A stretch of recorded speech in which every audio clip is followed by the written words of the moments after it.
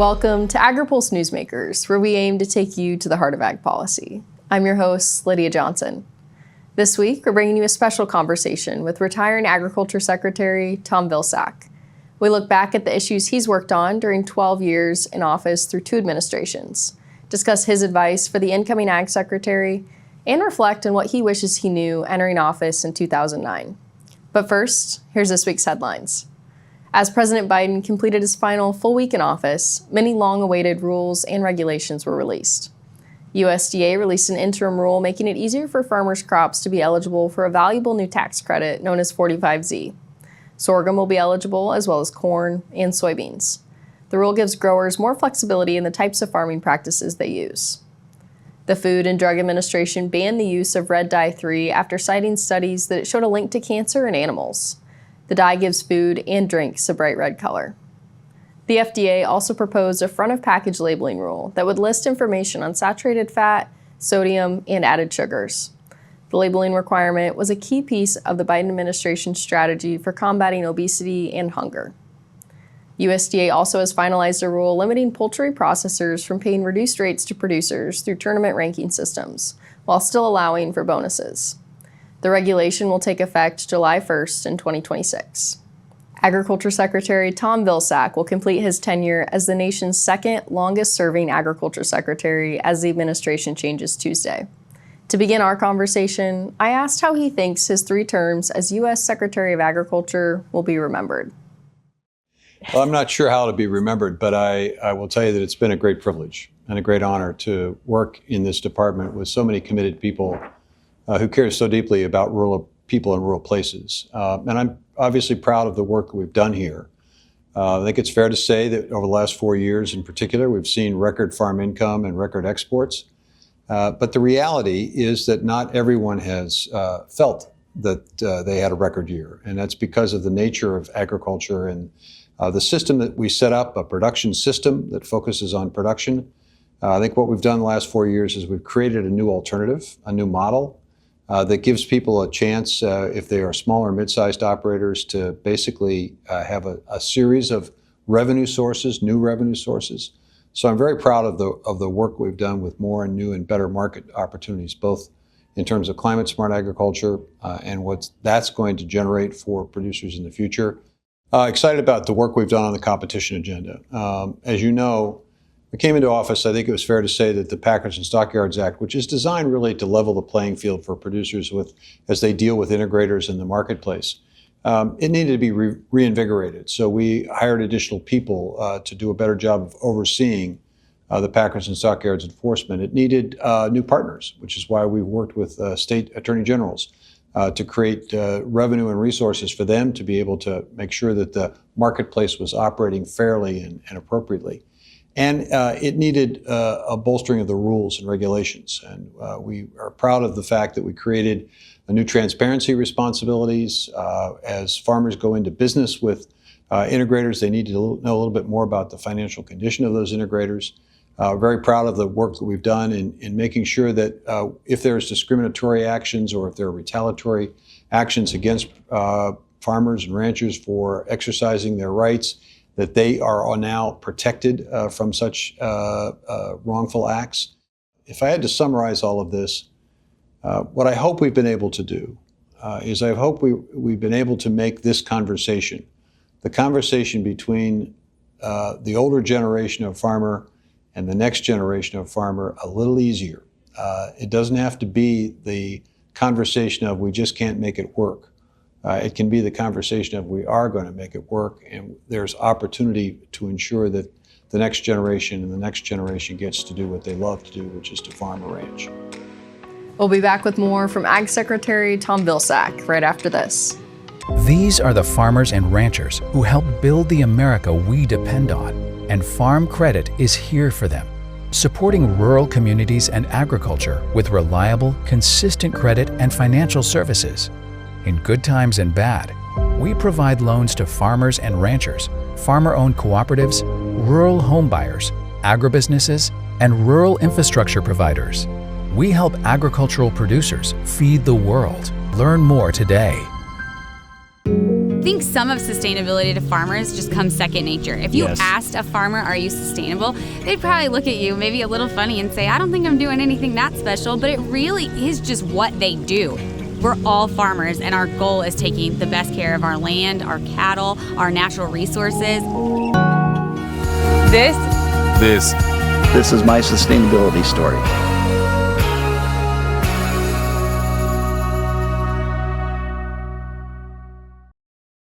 Welcome back. During the past 4 years, the Agriculture Department has focused heavily on climate and how farmers can benefit from addressing climate change, as well as the challenges facing small farms and farmers of color. The incoming administration has made it clear that they're going to roll back what this administration has done on both climate and equity concerns. We asked Ag Secretary Tom Vilsack if he's confident his work on climate-smart agriculture will last into the future.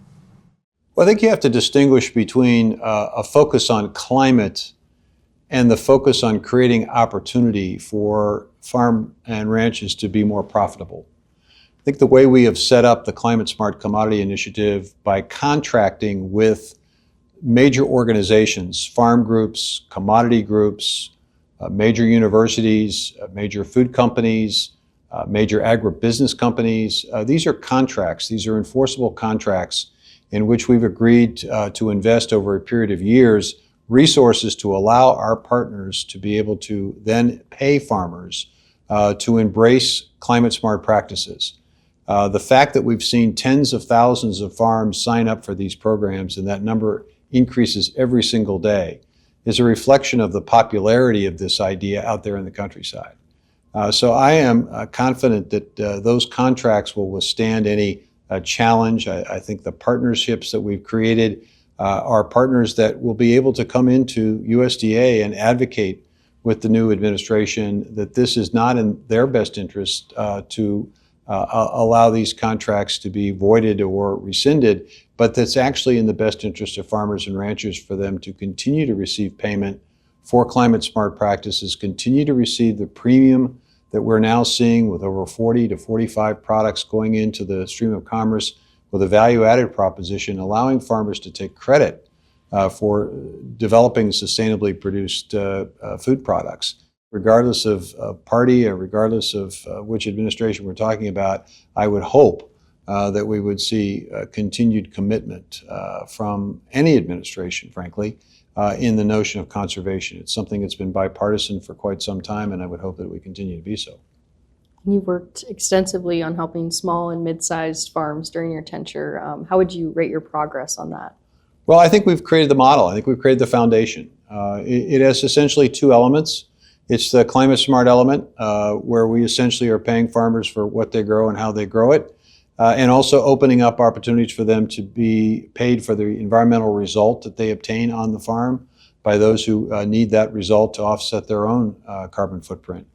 I think we've certainly strengthened the local and regional food system effort by expanding processing capacity and literally hundreds of investments we've made there. Creating new market opportunities with our local food purchasing and local school purchasing agreements that are operating in states across the country. And the reason that the local and regional food system is so important is it gives the farmer a better deal. When they go into the marketplace, generally when they sell their commodity, they get 20 cents of every food dollar that's spent at a grocery store. But when they sell directly to a customer, they get 50 to 75 cents of that food dollar. So it's a better deal for farmers. So we've created more opportunities, and I think it's one of the reasons why we've seen an increase in young farmers. It's one of the reasons why we've seen a reversal of the outmigration from rural America over the last decade or more. We've seen persistent poverty significantly reduced in rural areas. And I think we've seen that farmers now understand that there are multiple ways to keep that farm going. And I think we need to see the opportunity for this to continue. And if we do, I think as we talk about future farm bills, not the one that folks are currently working on, but future farm bills, we'll see, I think, an incorporation of this into a more stable, if you will, or more day-to-day part of what USDA does. We'll be back with more Newsmakers right after this. Weeds, razor-thin margins, supply chain disruptions. American farmers need innovative solutions to tackle the threats that impact us all. Their yield is their livelihood and the food that feeds our families. That shouldn't be on the line. which is why the Modern Ag Alliance advocates for access to essential crop protection tools, like glyphosate, to keep the future of farming in secure, hard-working hands. Get the facts and see what could be at risk. Regenerative poultry production is a process by which nature can actually recapture and restore the energy that is being taken out of a space. Farm Credit helped Rehi build his dream of regenerative poultry farming and encouraging fellow immigrants to find community in agriculture. Nothing beats a farm. I'm just pursuing happiness. Learn more at farmcredit.com/beginning. The price of eggs is rising as a result of the bird flu. We asked Ag Secretary Tom Vilsack what advice he has for the next secretary on what she should be watching for to stop the spread of the disease. Well, I think there are obviously a couple of important considerations. A continuation of the commitment that we've made in this administration to biosecurity. To the extent that we heighten, to the extent that we embrace and expand biosecurity so that we prevent the spread of HPAI, I think that's obviously one thing that's important, and I think there needs to be continued support for that effort. Secondly, I think it's obviously important for us to continue to indemnify, to protect, provide assistance and help to those facilities that are hit, who have to depopulate, because right now that's the only option that's available. In terms of ultimately knocking this thing out, it's pretty tough to do when you consider that the source of it's wild birds. What we need to do is to figure out ways in which we can identify workable vaccines. We have vaccine today, but it candidly is just not workable. Here's why it's not workable. The current vaccine would require essentially poking little chicks or eggs multiple times in order to have the proper dosage of the vaccine. Well, that's one thing if you've got a backyard operation. It's something, again, if you have tens of thousands of birds that you have to manage. So we have to figure out a way of dispersing this vaccine in a way that is much more efficient. Secondly, we have to be able to distinguish between a vaccinated bird and a sick bird. Because if we can't distinguish, then it makes it very difficult for us to convince our trading partners that vaccination is going to work and also allow us to continue to trade in poultry. Finally, we need to make sure that we have vaccines that are effective not only for hens, but also for turkeys, so that we're in a position to utilize this vaccine for all types of birds who are being impacted by the virus. During your career, you've seen biotechnology in the industry evolve, and now we're seeing precision ag and AI provide additional opportunities for transformation. How do we continue to provide a regulatory pathway that enables quicker acceptance of those new technologies? It's a situation and circumstance where no single department can do things on its own. You mentioned biotechnology. Biotechnology has a number of masters, if you will, when it comes to the federal government. It has FDA oversight, it has EPA oversight, it has USDA oversight. And that's one of the reasons why we attempted to streamline that oversight, to make sure that everybody understood what their lane was and for them to stay in their lane so that you could streamline and reduce the amount of time. When I came into this job in the Obama administration, it used to take 90 months, 90 months, to get a biotech trait approved. I challenged the notion that it would take that long, and we eventually got it down, I think, to about 18 months. That's still too long, but certainly much, much better than 90 months. So I think it does take a concerted effort focusing on streamlining processes, asking what steps are absolutely necessary and what timelines are reasonable for those steps to be taken, and making sure that you have the adequate resources. So if it's about streamlining, then maybe one focus would be to make sure that you're maintaining the staff necessary to aggressively and in a timely way do what needs to be done. Now, some will say we don't need to regulate. Well, that's fine, except that we're working and living in a global economy where if we're interested in exporting agricultural products, we're going to have to explain to our trading partners the systems that we have in place to ensure that whatever it is we're selling is safe, that it's not going to create problems for their producers or for their customers. Well, that requires you to be able to prove that it's gone through a regulatory process.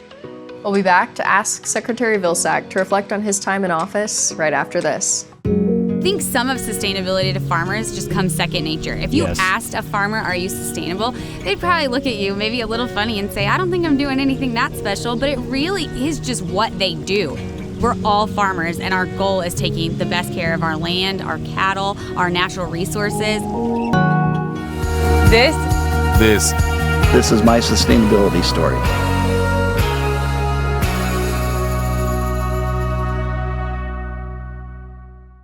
Weeds, razor-thin margins, supply chain disruptions. American farmers need innovative solutions to tackle the threats that impact us all. Their yield is their livelihood and the food that feeds our families. That shouldn't be on the line, which is why the Modern Ag Alliance advocates for access to essential crop protection tools like glyphosate to keep the future of farming in secure, hard-working hands. Get the facts and see what could be at risk. Agri-Pulse's founder, Sarah Wyant, covered Vilsack's first day in office as Ag Secretary in January of 2009. We asked Secretary Vilsack what his initial vision was when entering office and how that vision has changed over his 12 years in the role. No matter how much you study or how much you think your prior experience in whatever position you may have had before you become the Secretary of Agriculture, you don't know what you don't know. It's an amazing department. It's got an extraordinary reach. Many departments and many agencies in the federal government have a very deep portfolio, which is to say it's very focused. If you're the energy secretary, you're focused on energy. Now, there are different forms of energy, but you're focused on energy. If you're the transportation secretary, you're focused on getting people from here to there. When you're the ag secretary, you're focused on all of that. You've got an energy portfolio. You're investing in infrastructure and transportation. You're investing in nutrition. You're investing in food safety. You're investing in natural resources. You're investing in research. You're investing in universities. It is the broadest portfolio of any department of the federal government. And as a result, it is not fully appreciated, in my view, by the folks in Washington, D.C. in terms of its extent and length of its reach. 75% of the land mass of the United States is rural. As you stay in this business and stay in this department, here's what you learn. You learn that the portfolio is broad. You learn that the people who work here are incredibly committed. They care deeply about rural America and the people in rural America. And you also begin to fully appreciate and understand the contribution that rural America makes to the rest of the country. And then you become frustrated. You become frustrated because the level of support for the department is not commensurate with its responsibility. I've been trying to explain to people about the federal budget as if it was a large funnel. And I'll ask people, I'll say, where do you want to be in the funnel if you want to get your maximum amount of support? You want to be at the top of the funnel, where the funnel is largest, right? Well, who's at the top? The Defense Department. Defense Department never gets cut. Almost never. Never. They take a very large chunk of that federal budget. And so by the time that federal budget ultimately gets down to the USDA and like organizations and departments, we're at the spout of the funnel, which makes it difficult to do everything that needs to be done. I think we've done what we can. We've used the tools that are available. And I would say that's something else I've learned. There is a tendency outside of USDA to think of the only thing that really matters is the Farm Bill. That is really important, but so is the budget. So is the Commodity Credit Corporation. And now so is the Inflation Reduction Act and the infrastructure law that provided additional resources. Those four elements need to work collaboratively and in a comprehensive way to create the level of support and assistance and investment that's necessary to make sure that we do right by rural places. And if you could go back to that time in 2009 when you entered this building as Ag Secretary for the first time, what advice would you give your former self? I think one piece of advice is to understand and this is very technical, but to understand the dynamic between people who work at USDA as a career versus people who work at USDA based on a political appointment. So you have two classes of people, two groups of people that basically run this place. You've got the career people and you've got the political people. Now, the political people are the secretaries and the undersecretaries, the administrators, and those folks, the chiefs of staff, all those folks.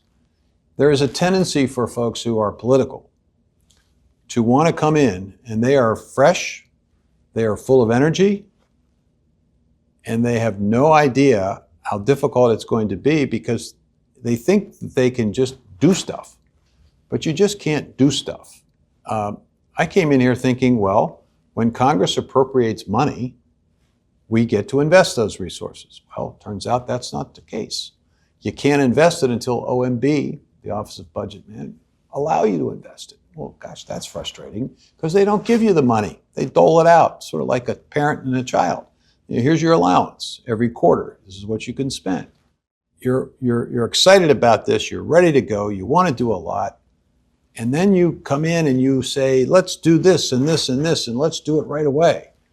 The career folks who've been here forever and know the system and know the process and know that you have to prioritize and know that some things take longer than others, well, they have to provide advice to you. You have to be open to it.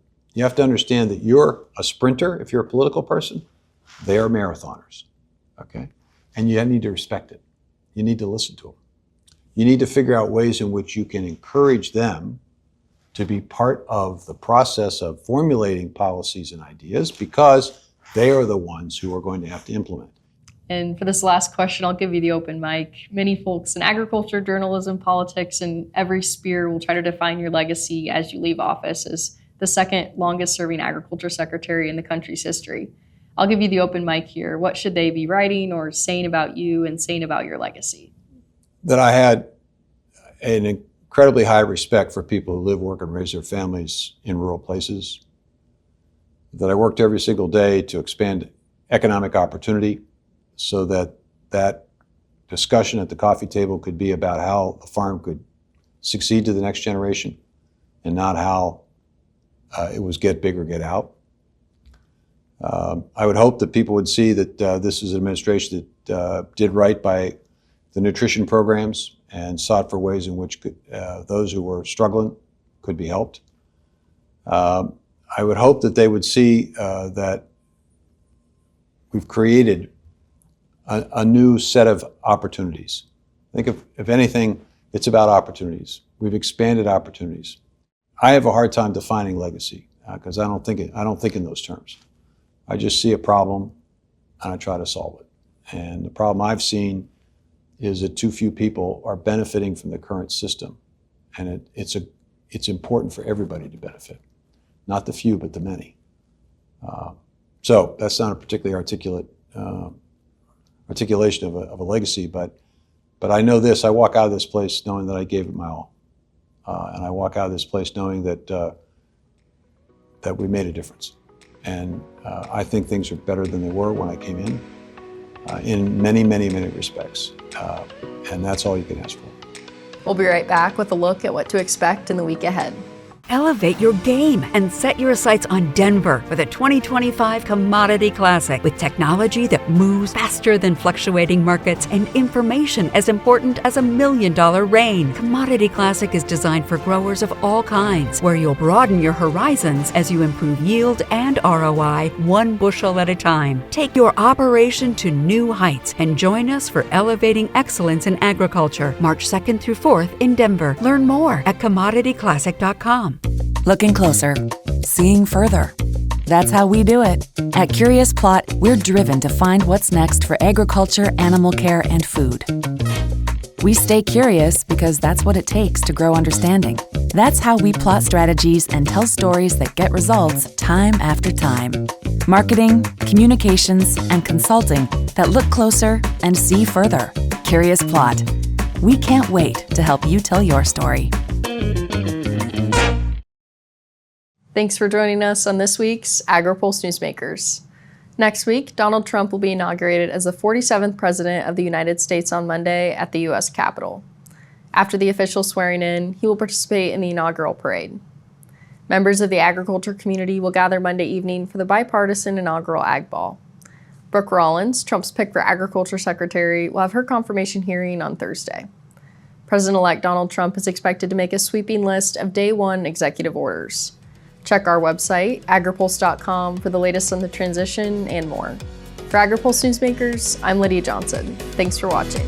Newsmakers is a production of Agri-Pulse Communications. You can also find our new content on YouTube and wherever you get your podcasts. And don't forget to follow Agri-Pulse and our correspondents on social media to get breaking news and more. For agriculture, trade, food, environment, and regulatory news, your source is agripulse.com.